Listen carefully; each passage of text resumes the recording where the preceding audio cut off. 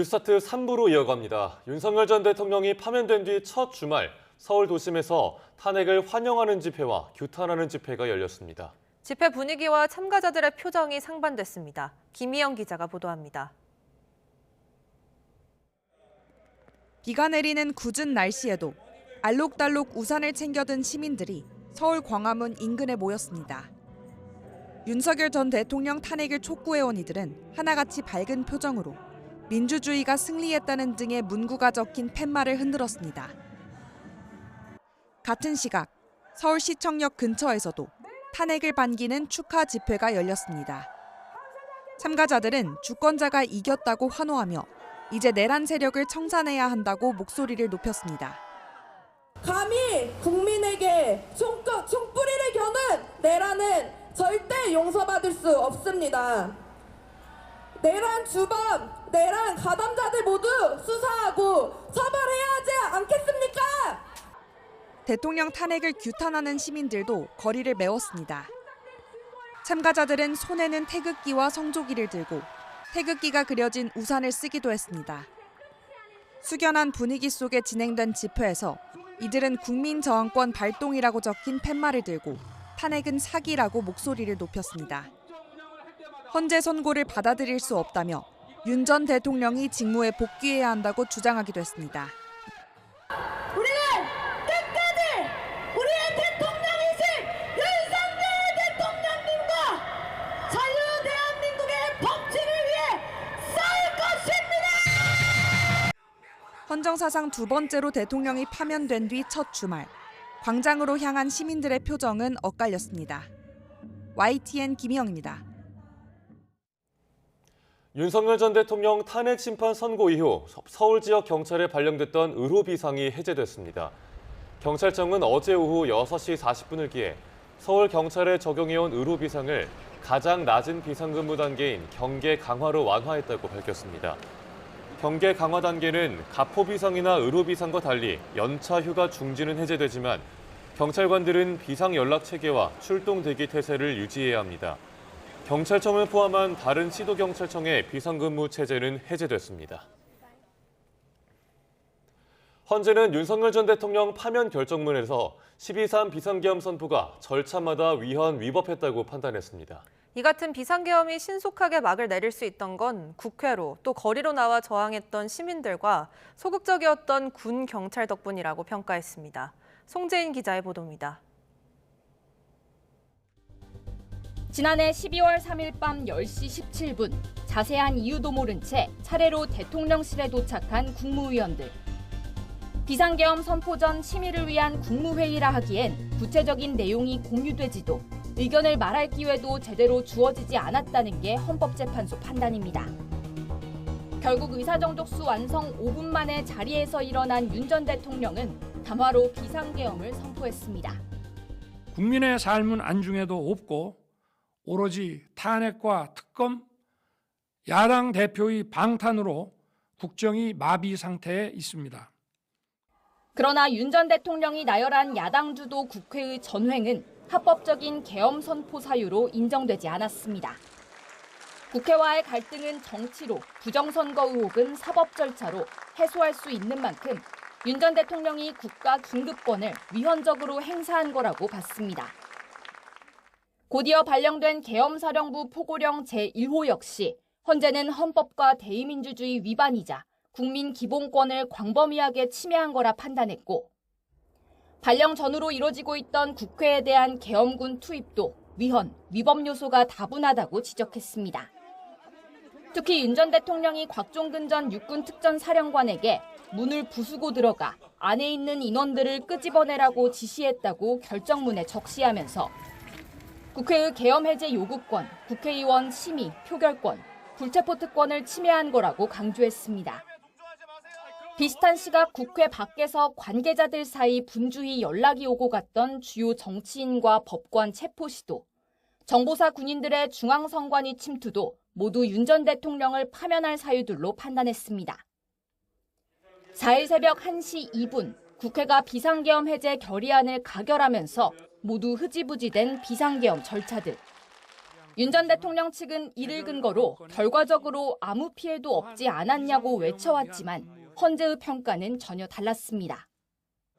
국회가 신속하게 비상계엄 해제 요구를 결의할 수 있었던 것은 시민들의 저항과 군경의 소극적인 임무 수행 덕분이었으므로 이는 피청구인의 법 위반에 대한 중대성 판단에 영향을 미치지 않습니다. YTN 송재인입니다. 헌법재판소는 윤석열 전 대통령에게 지난 총선은 기회였고 국민을 설득할 시간도 있었다고 봤습니다. 또 비상계엄이 아니더라도 대통령이 국민에게 호소할 수단은 여러 가지 있었다고 설명했습니다. 우종훈 기자가 보도합니다.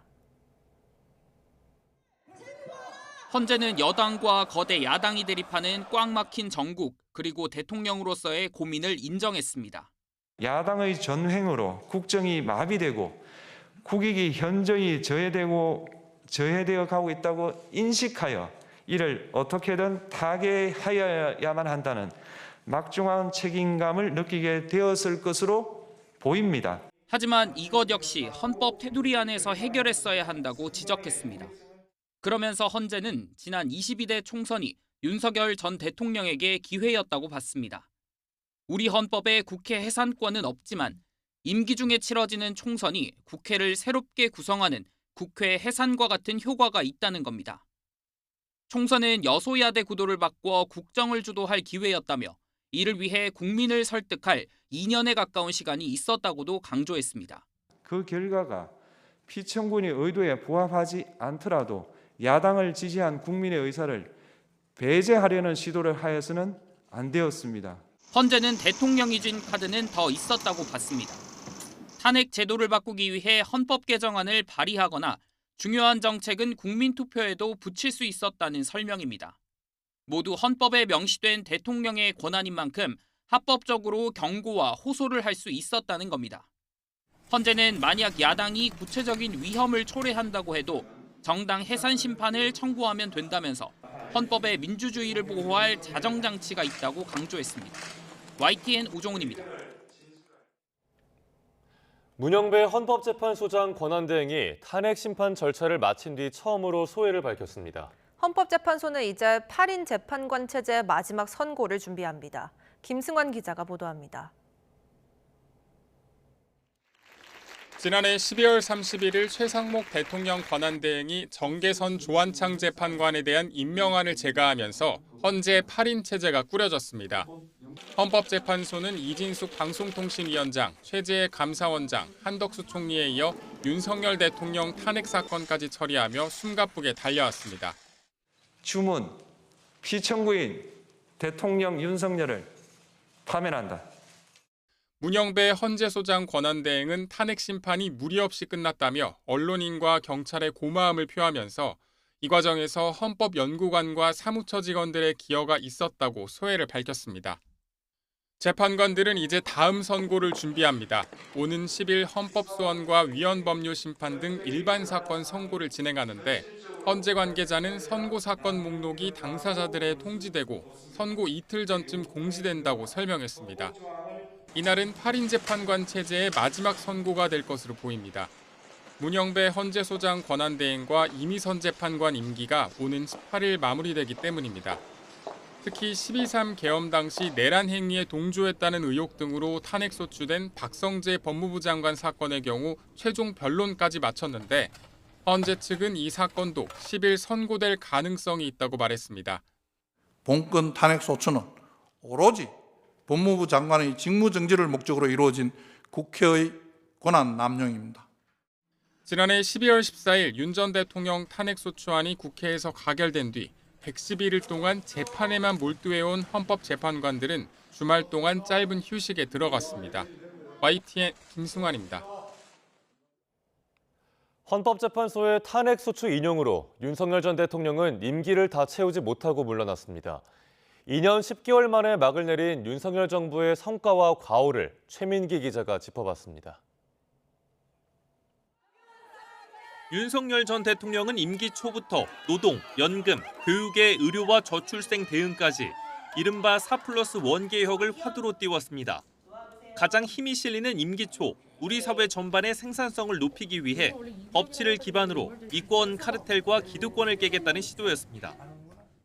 관행으로 반복된 산업 현장의 불법 행위 근절을 위해 노사를 불문, 불법은 용인하지 않으면서 그 결과 노조회계 투명성 강화와 정부의 연금 개혁안 제시, 유치원과 보육을 합친 유보 통합, 합계 출산율 반등이라는 일부 성과가 나오기도 했습니다. 하지만 압도적 여소야대 속에 국회 입법까지 이어지지 않는 경우가 많았고 의대 증원 문제 등은 개혁 당사자들의 반발로 결국 미완에 그치고 말았습니다. 외교 안보 분야는 주요 성과로 꼽힙니다. 한미동맹 강화로 미국의 확장 억제 공약을 구체화했고 한일 관계 정상화를 통해 한미일 3국 협력을 최고 수준까지 끌어올렸습니다. 다만 계엄 사태로 바이든 행정부의 불편한 심기는 민감 국가 지정 등으로 이어지고 트럼프 행정부 초기 외교 공백으로 빛이 발했습니다. So we are watching the recent developments in the ROK with grave concern. 임기 내내 거대 야당을 상대해야 했지만 소통과 협치 부족은 가장 큰 실책으로 지적됩니다. 민주화 이후 처음 국회 개원식 불참에 이어 예산안 시정연설까지 총리에 넘기며 대립을 지속했습니다. 개원식도 오기 싫고 시정연설도 하기 싫다니 대통령 자리가 장난입니까? 국회 무시를 넘어 국민 무시입니다. 여당 내부 권력 다툼이나 당정 갈등은 물론 김건희 여사와 관련한 각종 논란에서도 국민을 제대로 설득하지 못한 것도 한계로 지적됩니다. 대통령 부인이 어느 누구한테도 이렇게 박절하게 대하기는 참 어렵습니다. 임기 2년을 한 달 앞두고 치러진 총선에서 여당 참패라는 자승자박의 결과를 받아든 윤 전 대통령은 결국 비상계엄 사태라는 자충수로 2년 10개월의 임기를 끝으로 권좌에서 내려오게 됐습니다. YTN 최명기입니다. 윤석열 전 대통령은 파면 사흘째인 오늘도 한남동 관저에서 머물고 이르면 이번 주 초쯤 퇴거할 걸로 보입니다. 대통령실은 고위 참모진들이 윤 전 대통령을 예방한 데 이어 조직 정리 작업에 들어갔습니다. 이어서 신윤정 기자입니다. 적막한 분위기가 흐르는 한남동 관저 인근. 윤석열 전 대통령 퇴거를 위한 대통령 경호처의 특별한 움직임은 없었습니다. 대통령실 관계자는 정리와 준비에 시간이 걸리는 것으로 안다며 이번 주말은 넘겨야 퇴거가 가능할 것으로 보인다고 전했습니다. 이에 따라 윤 전 대통령은 이르면 이번 주 초에나 관저를 나올 것으로 보입니다. 윤 전 대통령이 취임 뒤에도 6개월가량 출퇴근했던 서초동 사저로 옮길 가능성이 큽니다. 다만 주상복합 아파트인 탓에 경호동 설치가 쉽지 않고 주민 불편과 윤 전 대통령 부부가 키우는 반려동물이 많은 점 등을 고려해 다른 장소를 물색하고 있다는 전망도 나오고 있습니다. 경호처 관계자는 윤 전 대통령이 이주할 장소가 결정되면 관련 법률 등에 따라 경호 활동을 시행할 것이라면서도 아직 퇴거 계획을 통보받은 건 없다고 말했습니다. 이런 가운데 파면 사흘째 침묵을 지키고 있는 대통령실은 조직 정리 작업에도 들어갔습니다. 정진석 비서실장 등 고위 참모진은 헌재 선고 직후 한남동 관저를 찾아 윤 전 대통령과 오찬을 하며 사저 복귀 방안 등을 점검했습니다.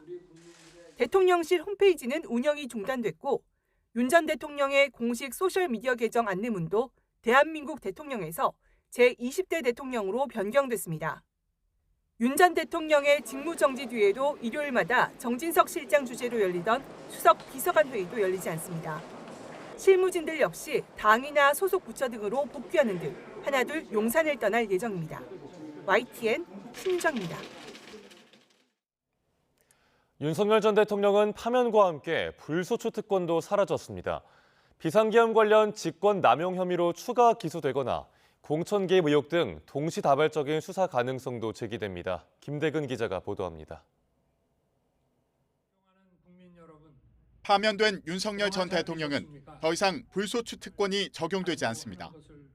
헌법에서 대통령은 내란 외환죄로만 기소할 수 있도록 돼 있는데 이제는 다른 혐의로도 재판에 넘길 수 있습니다. 이에 따라 앞서 비상계엄과 관련해 내란 우두머리 혐의로만 기소된 윤 전 대통령은 직권남용 혐의로 추가 기소될 수도 있습니다. 계엄 과정에서 부하 직원들에게 의무에 없는 일을 하게 한 혐의인데 검찰이 내란 혐의 수사 당시 이루어지지 않은 대면 조사를 추진할 가능성도 거론됩니다. 윤 전 대통령은 또 자신의 체포영장 집행을 방해한 혐의에 대해서도 조사를 받게 될 것으로 보입니다. 앞서 경찰 특별수사단은 특수공무집행 방해 혐의로 김성훈 경호처 차장에 대한 구속영장을 신청하면서 윤 전 대통령을 공범으로 적시했습니다. 공천 개입 사건 수사도 관심입니다. 윤 전 대통령 부부가 명태균 씨의 부탁을 받고 김영선 전 국민의힘 의원 공천에 개입했다는 의혹인데 이와 관련해 검찰이 윤 전 대통령을 정치자금법, 공직선거법 위반 혐의로 수사하며 소환할 가능성도 제기됩니다. 윤 전 대통령은 해병대 차상병 순직 사건 수사에 외압을 행사하고 이종섭 전 국방부 장관을 도피시킨 혐의로도 공수처에 고발된 상태인데 관련 수사에도 속도가 붙을 것으로 보입니다. YTN 김대근입니다. 윤석열 전 대통령 파면 이후 첫 주말을 맞아 정치권은 공식 일정 없이 숨고르기에 들어갔지만 날선 신경전은 계속됐습니다.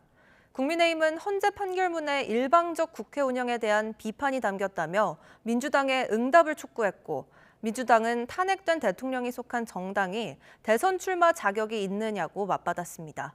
박정현 기자입니다. 정권 재창출 3년여 만에 집권여당 간판을 떼게 된 국민의힘. 파면 다음 날에도 대통령 탄핵 사태를 미리 막지 못했다고 거듭 고개를 숙였습니다. 그러면서 헌법재판소가 민주당의 책임 역시 언급했다며 역공에 나섰습니다. 헌재가 국회의 소수 의견 존중 또 대정부 관계에서 대화와 타협을 통한 결론 도출을 지적했다며 민주당 책임론을 부각한 겁니다. 특히 국회 운영에 대해서도 고언을 아끼지 않았습니다. 이제 국민은 다수결을 무기로 이재명 방탄과 윤석열 정권 조기 퇴진에만 몰두해왔던 원내 일당의 책임을 함께 묻고 있습니다. 개별 의원들 역시 그래도 이재명은 안 된다, 민주당 폭정을 끝까지 막아내겠다는 등 대선 전국 겨냥 메시지로 여론전에 힘을 보탰습니다. 보수 잠룡들도 하나둘 대선 레이스에 시동을 걸었습니다. 홍준표 대구시장은 치유는 하루면 충분하고 30년 정치 인생의 마지막 사명이라며 다음 주 본격 대선 행보를 예고했고 이철우 경북도지사도 출마 의지를 내비쳤습니다.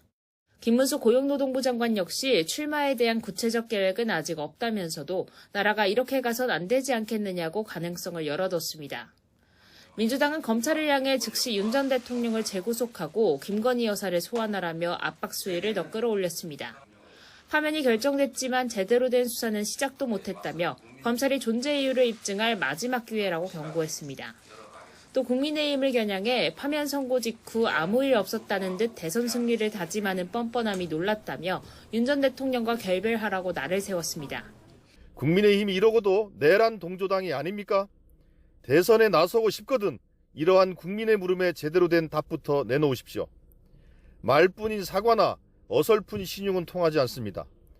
본격적인 대선 국면 시작과 함께 최상목 부총리 탄핵안 표결, 명태균 김여사 특검법 재표결 재추진 등 전방위적 공세에 나설 거란 관측도 나옵니다. 나아가 국민의힘을 내란당으로 지칭하며 대선 후보를 낼 자격이 없다거나 정당 해산 언급까지 공개적으로 표출됐습니다. 대선 열차 출발을 앞두고 초반 기싸움에서 밀리지 않으려는 강대강 대치, 각 당의 대선 체제 전환과 함께 더욱 치열해질 거로 보입니다. YTN 박정현입니다. 국민의힘은 오늘 오후 중진 간담회와 의원총회를 잇따라 소집해 윤석열 전 대통령 파면 이후 전국 수습 방안과 대선 전략, 당내 통합 방안 등을 논의합니다. 대통령 파면 뒤 두 번째로 열리는 의원총회에선 추후 대선 일정 등을 놓고 지도부의 구체적인 계획을 공유하고 의원들 사이 논의도 이뤄질 것으로 보입니다. 또 지도부 거취 문제나 당 방향에 맞지 않은 일부 의원들 징계 요구 등도 거론될 가능성이 제기됩니다. 당 지도부는 의총 시작에 앞서 4선 이상 중진 의원들을 대상으로 간담회를 열고 조기 대선 당내 경선 문제, 당 통합 방안 등의 의견도 청취할 예정입니다. 더불어민주당은 오늘 당 사무총장 주재 기자간담회를 열어 윤석열 전 대통령 파면으로 현실화한 조기 대선 전국 관련 당 차원의 대응 방향을 설명합니다. 당내 경선 실무를 총괄하게 될 김윤덕 사무총장은 오전 국회에서 이모선 수석 사무부총장 등 부총장단과 함께 기자간담회를 진행합니다. 김 총장은 조국 혁신당과 비이재명계 후보들이 주장하는 범진보 진영 공동 후보 선출을 위한 오픈 프라이머리 방식 관련 입장을 포함해 향후 경선 일정과 규칙 등의 보관을 밝힐 전망입니다. 대통령 파면으로 조기 대선 전국으로의 국면 전환이 본격화하는 가운데 대통령 권한대행들이 돌려보낸 제2요구 법안들 역시 전국 주요 변수로 꼽힙니다. 민주당은 명태균 특검법과 내란 특검법을 이달 내 재표결에 붙인다는 계획이어서 국민의힘 반발이 예상됩니다. 나혜인 기자입니다.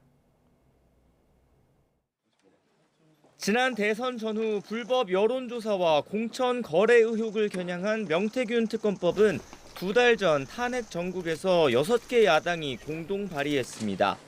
애초 김건희 여사를 둘러싼 의혹을 총망라해 특검법을 추진했지만 3차례 거부권에 막혀 폐기되자 수사 대상을 좁힌 겁니다.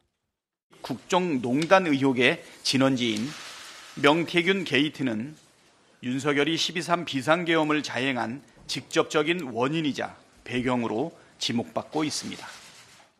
민주당에선 명태균 특검법을 조기 대선 국면에서 보수 진영을 흔들 꽃놀이패로 보는 시선도 존재합니다.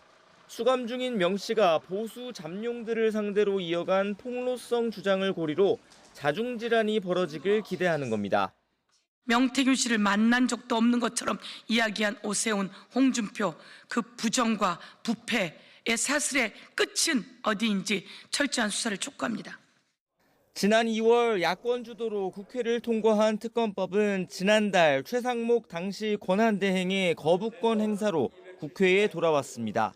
대통령 탄핵 심판 여론전에 집중하던 민주당은 헌재의 파면 결정이 나오자 이번 달 임시국회에서 재표결하는 방안을 검토하고 있습니다.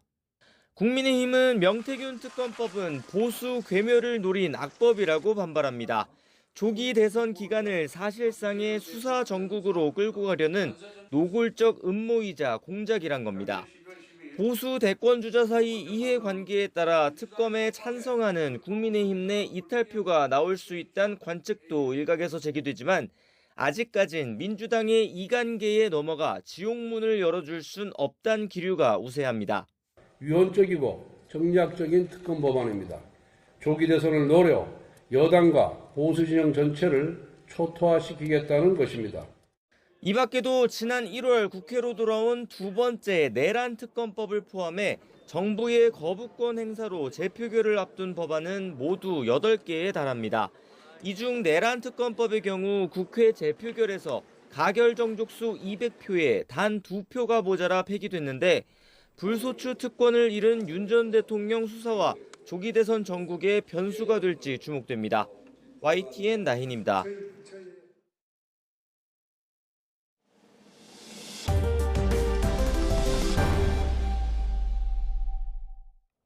전북 남원의 한 사찰에서 불이 나 대웅전이 모두 탔습니다.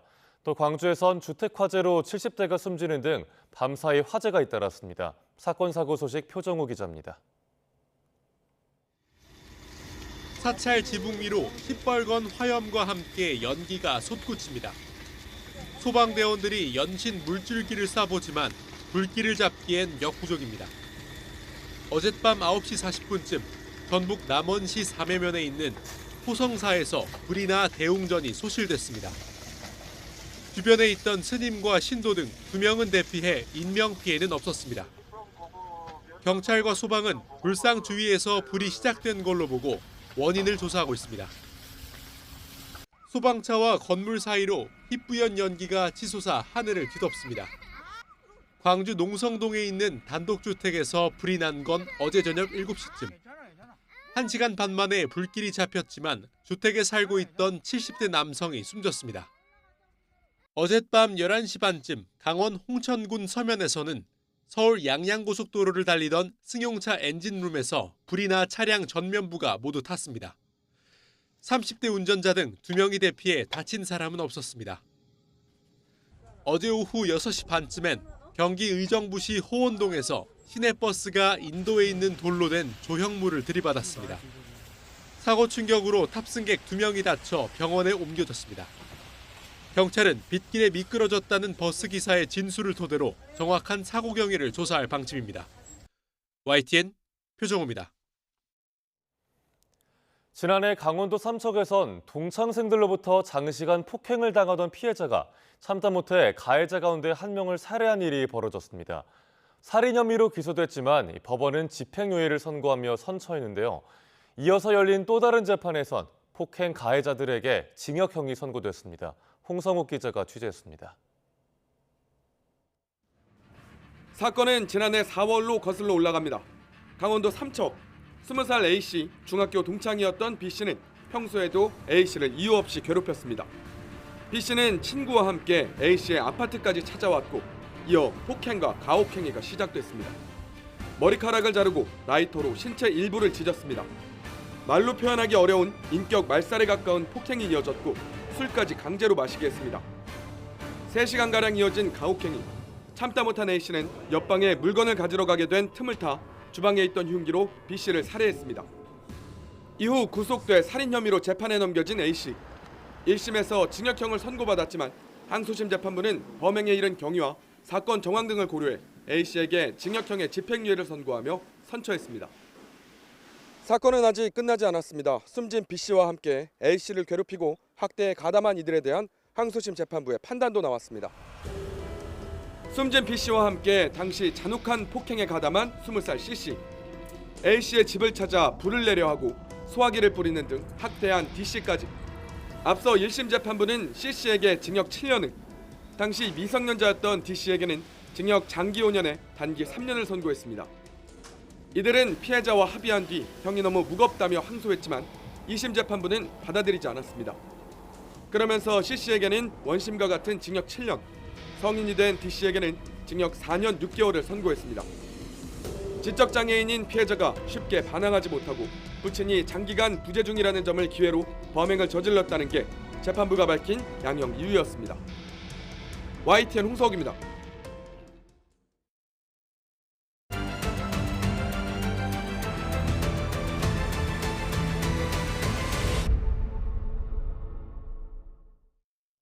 역대 최악의 피해를 남긴 경북 의성과 경남 산청의 초대형 산불, 언제든 또 일어날 수 있다는 게 문제입니다.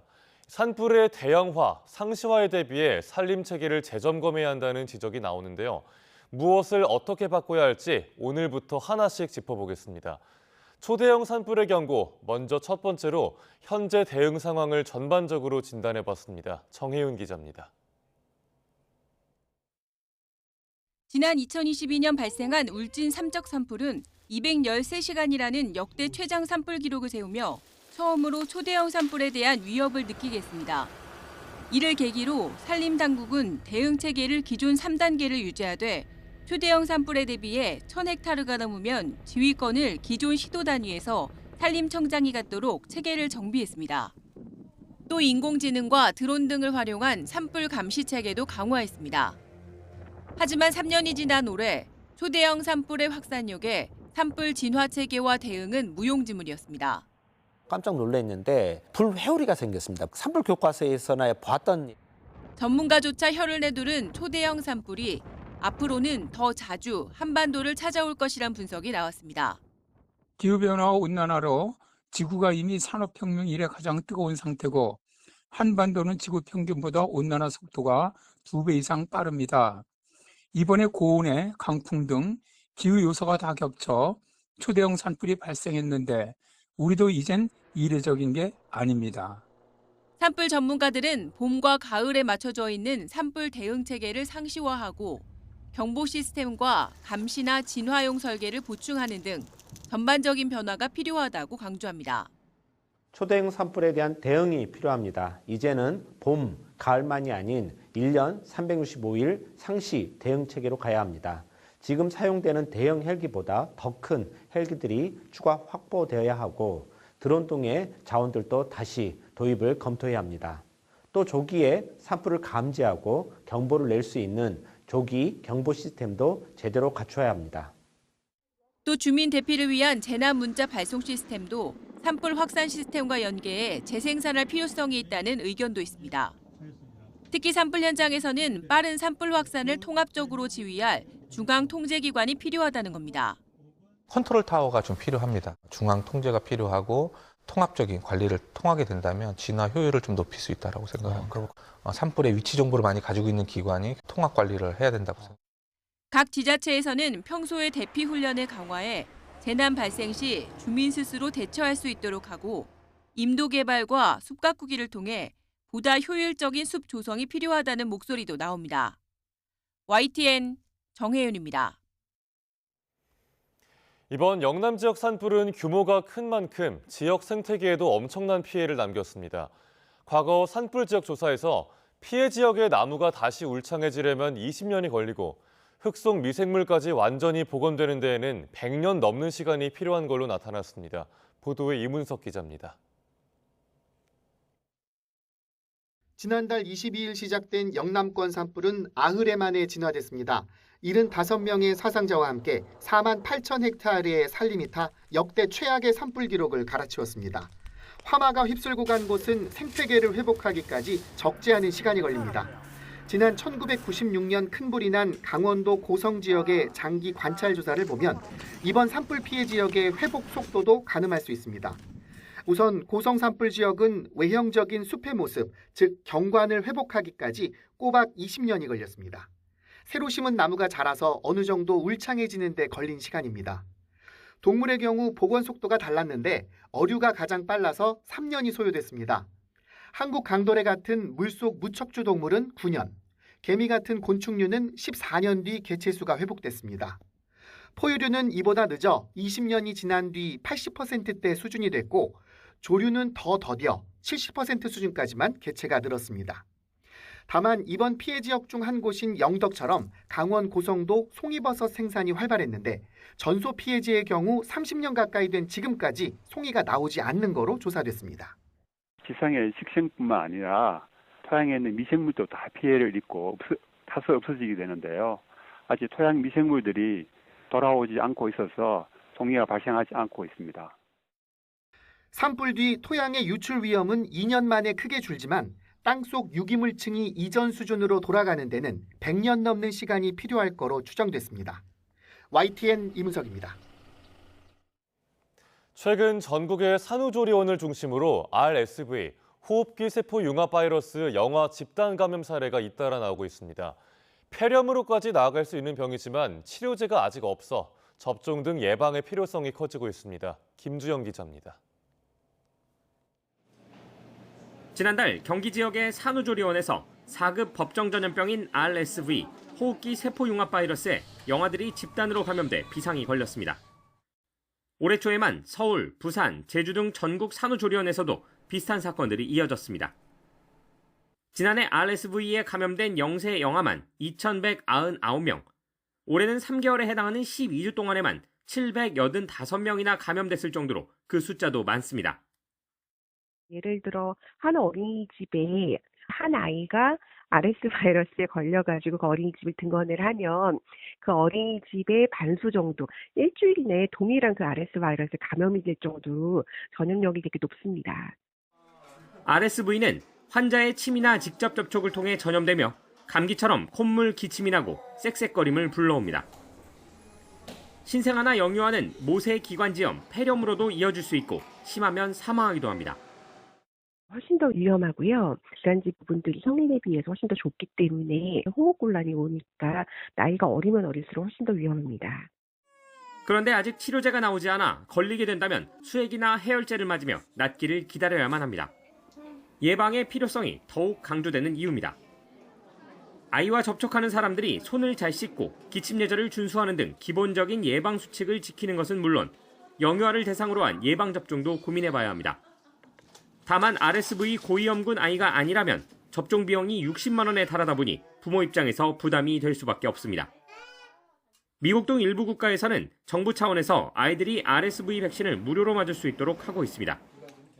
전문가들은 극도의 저출산 위기 속에서 영유아들의 국가 예방접종 범위 확대도 고민해봐야 한다고 지적합니다. YTN 김주영입니다. 미국이 전 세계 대부분의 나라를 상대로 기본 관세 10% 부과를 발효했습니다. 여기에 오는 9일부터는 우리나라를 포함한 60여 개 나라에 추가 상호 관세가 붙는데요. 미국이 전 세계의 관세 폭탄을 떨어뜨리면서 우리나라 수출에는 비상이 걸렸습니다. 최아영 기자입니다. 베트남 북부 박린에 있는 삼성전자 공장. 삼성전자는 인건비가 싼 베트남에서 스마트폰 물량의 절반가량을 생산해 주로 미국으로 수출하고 있습니다. 그런데 트럼프 대통령이 베트남의 상호관세 폭탄 46%를 떨어뜨리면서 날벼락을 맞았습니다. 가전도 비상입니다. 삼성전자와 LG전자는 베트남과 태국, 중국 등의 가전 공장을 두고 있는데 모두 우리나라보다 높은 상호관세가 매겨졌습니다. 업계는 일단 미국 내 재고로 버텨보거나 생산 전략 수정을 고심하고 있습니다. 생산 재배치 등을 통해서 관세 부과 영향을 최소화하는 그런 노력을 해야 될 것 같고요. 멕시코와 캐나다는 USMCA 원산지 조건만 충족하면 지금처럼 계속 관세가 면제되는 상황이 우리나라 수출 효자인 반도체도 트럼프 대통령이 곧 관세를 시작하겠다고 예고하면서 사정권에 들었습니다. 미국 수출 비중은 적지만 미국에 대규모 투자를 하면서 받기로 한 보조금이 걱정입니다. You should get rid of the CHIP Act and whatever's left over, Mr. Speaker, you should use it to reduce debt or any other reason you want to. 여기에 대미 수출 1위 품목인 자동차와 철강은 이미 품목 관세 25%가 매겨져 곧 여파가 미칠 전망입니다. 정부는 미국과 후속 협상에 나설 예정이지만 장기전이 될 것이란 게 중론입니다. 그 사이 우리나라 수출 효자들이 줄줄이 관세 폭탄을 맞으면서 경제의 버팀목인 수출마저 휘청이는 건 아닌지 걱정이 커지고 있습니다. YTN 최아영입니다. 에마뉘엘 마크롱 프랑스 대통령과 키어 스타머 영국 총리가 트럼프 미국 행정부가 세계 각국에 부과한 기본 관세 10%가 발효된 현지 시각 5일 통화해 세계 경제에 대한 우려를 공유했습니다. 마크롱 대통령은 X에 올린 글에서 세계 경제가 미국이 부과한 관세의 영향을 받는 가운데 프랑스와 영국은 트럼프 대통령과의 지속적인 논의에서 입장을 긴밀히 조정하겠다는 의지를 재확인했다고 밝혔습니다. 영국 총리실도 두 정상은 무역 전쟁이 누구에게도 이익이 되지 않는다는 데 동의했고 어떤 것도 배제해서는 안 되며 상황에 대한 최신 정보를 계속 업데이트하는 게 중요하다는 데 동의했다고 밝혔습니다. 도널드 트럼프 미국 대통령의 신흥 최측근인 일론 머스크가 트럼프 관세 설계자인 피터 나바로 백악관 무역 제조업 담당 고문에 대해 비판적인 인식을 드러냈습니다. 머스크는 나바로의 인터뷰 영상과 함께 하버드대 박사라고 쓴 한 네티즌의 X 게시물에 하버드대 경제학 박사는 좋은 게 아니라 나쁜 거라며 두뇌보다 자아가 큰 게 문제라고 말했습니다. 또 미국 역사에서 벌어진 모든 참사의 한가운데는 항상 하버드대 출신이 있었다는 다른 네티즌의 댓글에 그렇다고 맞장구 쳤습니다. 최근 트럼프 행정부의 군사력 운용 방향을 담은 국방부 문건이 외신을 통해 보도되면서 세계가 술렁이고 있습니다. 미군의 최우선 목표를 중국 견제와 본토 방어에 국한하면서 해외 주둔 미군의 대대적 개편을 예고했는데요. 독일을 중심으로 한 유럽 주둔 미군의 운명에도 관심이 집중되고 있습니다. 보도에 유투건 기자입니다. 트럼프 행정부는 지난달 미군의 역량을 중국의 타이완 침공 저지와 본토 방어에만 집중하겠다는 지침을 공유했습니다. 사실상 17만 명에 이르는 해외 주둔 미군의 재배치와 감축을 예고한 겁니다. 특히 9만 명 정도가 주둔하고 있는 유럽이 가장 먼저 도마 위에 오를 가능성이 큽니다. 유럽 전체가 술렁이는 가운데 나토는 갑작스러운 미군 감축은 없을 것이라고 강조했습니다. The Americans want to pivot more towards Asia. That obviously we will do that in a very coordinated manner. 하지만 이 말을 고지곳대로 믿지는 않는 분위기입니다. 유럽 주둔 미군의 40% 이상을 차지하는 주동 미군의 대규모 감축은 기정사실로 받아들여지고 있습니다. 유럽에선 주동 미군 일부를 동유럽으로 재배치할 것이란 보도가 잇따르고 있습니다. 표면적으로는 우크라이나 종전을 둘러싼 갈등이 이유로 거론됐지만 기존의 미국 중심 안보 전략에 대한 트럼프 대통령의 불만은 어제 오늘의 일이 아닙니다. 5년 전엔 일방적으로 주동 미군 12,000명을 감축하겠다고 선언했습니다. They're there to protect Europe. They're there to protect Germany, right? And Germany is supposed to pay for it. Germany's not paying for it. So why should we leave them? 우크라이나와 국경을 맞댄 헝가리나 폴란드는 적극적으로 미군 주둔을 요청하며 새로운 생존 전략을 모색하고 있습니다. Pierwszej kadencji prezydenta Donalda Trumpa naprawdę powstanie i że będzie taka bardzo silnie zakorzeniona amerykańska obecność militarna w naszym kraju. 하지만 독일 주둔 미군이 유사시 중동의 군사작전까지 지원하는 핵심 거점이었던 만큼 미국 안에서도 안보 공백을 우려하는 목소리가 나오고 있습니다. YTN 유튜원입니다. 지각판 4개가 만나는 튀르키예는 세계에서 지진 위험이 가장 큰 나라 중 하나입니다. 2년 전 튀르키예 시리아 대지진 이후 내진 설계 기준이 강화되었지만 여전히 많은 건축물이 지진에 취약한 상태인데요. 튀르키예의 지진 대비 현황과 문제점을 임병일 리포터가 전해드립니다. 지난 2023년 대지진으로 큰 피해를 입은 튀르키예 이즈미르 지역. 내진 설계가 적용된 건물들이 새롭게 들어섰지만 여전히 해결해야 할 문제가 많습니다. Şimdi sadece İzmir'de değil aslında bütün Türkiye'de bir yapı stoğumuz var. Bu yapı stoğumuzun belli bir kısmı özellikle 2000 yılı öncesi kısmında ciddi problemler var. Çünkü onlar belli bir deprem yönetmeliğine göre yapılmış, 1975 deprem yönetmeliğine göre yapılmış. O yönetmelikteki bazı problemler vardı. 특히 이즈미르 지역은 집안 액상화 위험이 커 특별한 내진 설계가 필요합니다. 그런데도 이 지역의 건축물의 약 60%가 구조적으로 취약한 상태로 분류됩니다. 이런 문제를 해결하기 위해 튀르키예 국토부는 세계은행과 협약을 맺고 위험 구조물을 허물고 내진 설계 건축물 신축 사업을 진행하고 있습니다. 2024 Nisan ayından itibaren bu proje İzmir'de start verildi, başlandı. Bu riskli yapıların dönüşmesiyle alakalı. Sadece riskli yapı malikleri, hak sahipleri kullanabiliyor bu krediden.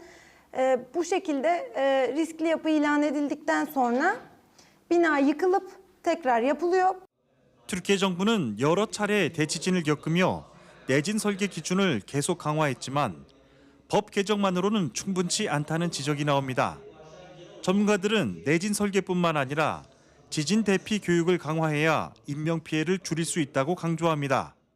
Ama bu Türk toplumunda yerleşmiş değil. Yaşam süresi boyunca insanlara bunu sağlamak gerekiyor. Yani kreşten beri, ilkokuldan beri ders olarak 지진에 대비한 철저한 준비와 안전 교육, 2년 전과 같은 대지진 아픔을 되풀이하지 않기 위해서라도 반드시 해결해야 할 과제입니다. 튀르키예에서 YTN 월드 임병인입니다. 배달 앱으로 주문하면 매장에서 먹는 것보다 비싼 가격을 받는 이중 가격제가 최근 확산하고 있습니다. 배달 플랫폼과 프랜차이즈 본사는 가격은 자신들의 소관이 아니라며 발을 빼고 있지만 점주들은 어쩔 수 없는 선택이라며 배달료를 점주들에게 부과하는 방식이 문제라고 지적합니다. 서로 책임을 떠넘기는 사이 소비자의 어려움만 가중되고 있습니다. 오동건 기자가 취재했습니다. 4년째 음식점을 운영하는 A씨. 정산 내역을 보면 한숨만 나옵니다. 약 5만 원어치를 판매하면 배달앱 수수료와 배달비 등으로 만 원 가까이 빠져나갑니다. 결국 배달 메뉴를 비싸게 받는 이중 가격제를 선택할 수밖에 없었습니다. 9,000원짜리, 8,000원짜리, 만 원짜리들 똑같이 배달앱으로 팔면은 수수료만 해도 최소 48% 거의 50% 육박하는데 그러면은 팔아도 안 남고 그냥 망하라는 수준밖에 안 되는 겁니다. 이런 이유로 햄버거 프랜차이즈에서 시작된 이중 가격제는 외식업 전반으로 확산 중입니다.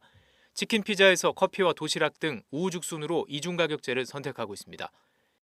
배달앱에는 매장과 가격 차이가 날 수 있다는 단순 고집뿐 소비자는 매장 판매 가격을 모르기에 얼마나 더 내는지조차 알 수 없습니다. 그 배달앱으로 주문했을 때 가격이 비싸다 보면 좀 배신감을 느끼겠죠. 소비자의 불만이 커지자 배달업체와 프랜차이즈 본사들은 가격 결정은 가맹점주의 몫이라며 책임을 돌리고 있습니다. 업주들은 애초에 배달료 무료 정책이 배달료를 점주들에게 부담시키는 방식이라 최종적으로 소비자 가격이 올라갈 수밖에 없는 구조라고 하소연합니다.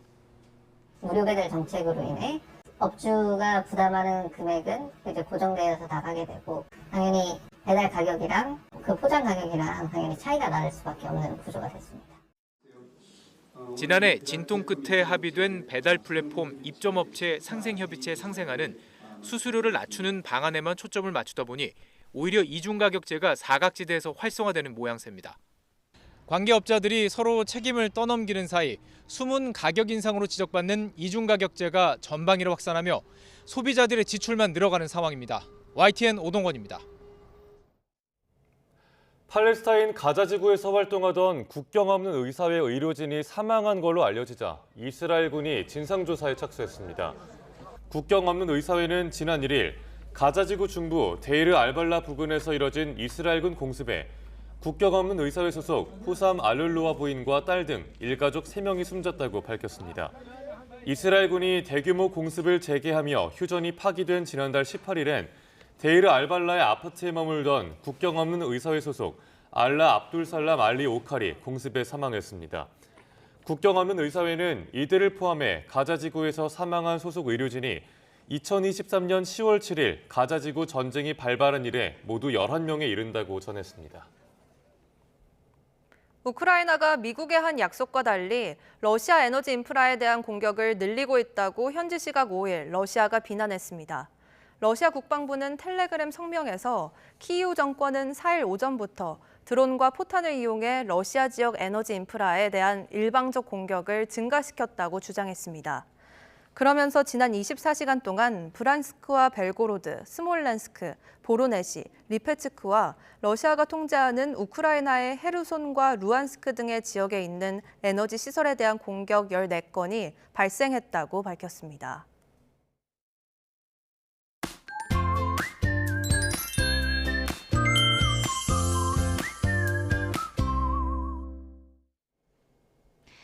휴일인 오늘은 점차 따뜻한 봄 날씨를 보이겠습니다. 아침까지는 쌀쌀하겠지만 한낮에는 서울이 15도, 대구는 20도까지 올라서 예년 기온을 되찾겠는데요. 당분간 일교차가 큰 만큼 옷차림에 주의하셔야겠습니다.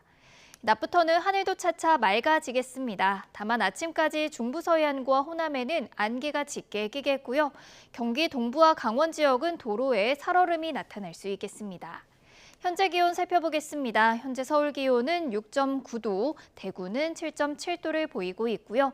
한낮에는 기온이 크게 올라서 어제보다 포근하겠습니다. 서울이 15도, 대전이 18도, 대구는 20도까지 크게 오르겠습니다. 주 초반까지 전국이 대체로 맑겠지만 목요일에는 전국 곳곳에 봄비가 내리겠고요. 당분간은 일교차가 극심하게 벌어질 전망입니다. 지금까지 날씨 정보였습니다. 휴일 뉴스타트 마칩니다. 잠시 후 뉴스 와이드가 이어집니다. 시청해주신 여러분 고맙습니다.